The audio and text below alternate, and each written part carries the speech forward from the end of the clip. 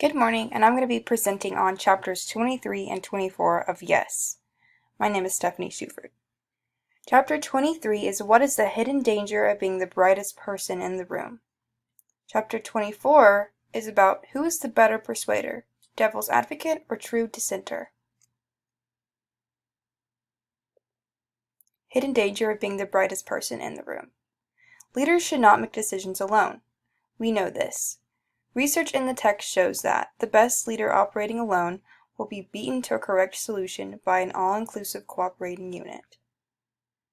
The new collaboration will be successful for problem solving and planning. This is due to the diversity in the group, the new knowledge flowing through the workplace, and increased thinking outside of the box. As many of us have had to work in groups before in school, we know that it's better to work in a group with many opinions and not just one. Brightest person in the room continued. The text shows that those who arrange for regular team input can expect to achieve better outcomes. In addition, they can expect better relationships and rapport with their team, which enhances future collaboration and influence. So this tells me that it's best to give input even if you fear judgment or if you feel being wrong. There's no wrong answers, and everything you say can be used to improve or do better. Rejection in work groups can lead to discover the team's full potential. Like we discussed this week, many of us have faced rejection in many different areas and settings. But in all of our discussions, we talked about how these rejections have made us better, work harder, and smarter.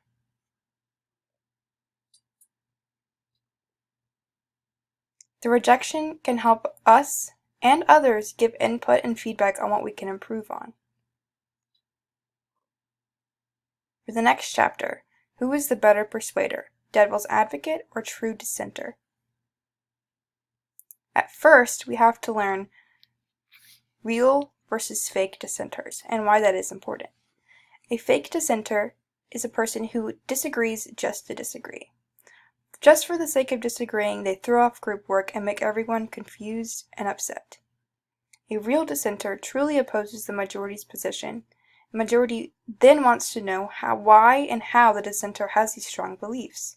As they search for the why, this leads to better understanding and knowledge of the problem. They now consider from a broader perspective, and they can solve the problem. Devil's advocate, the text states, they are less likely to be innovative when problem solving. A tip for leaders is create and uphold a work environment where employees feel welcome to disagree. This could lead to more creative solutions and greater morale. However, this will only lead to greater morale if they are real dissenters and not fake. This tells me that all of us can do better in our projects. Even if we don't get along with some people in our group, we should always try to be real dissenters if we disagree. Who is the better persuader continued. Even in times where an employee might be correct, they tend to be hesitant to disagree with their bosses or superiors. The text states that subordinates are afraid to question leaders' decisions.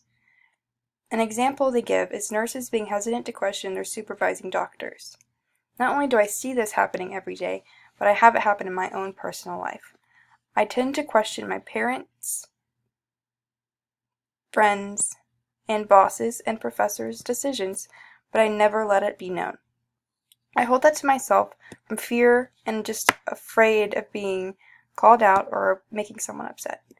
A tip for leaders: create an environment where you have humility and not a big ego. In other words, the text suggests to remind yourself that you shouldn't have a big ego when going into the workplace, working with a group that might give you constructive feedback. These are the pages I used in Yes. Thank you.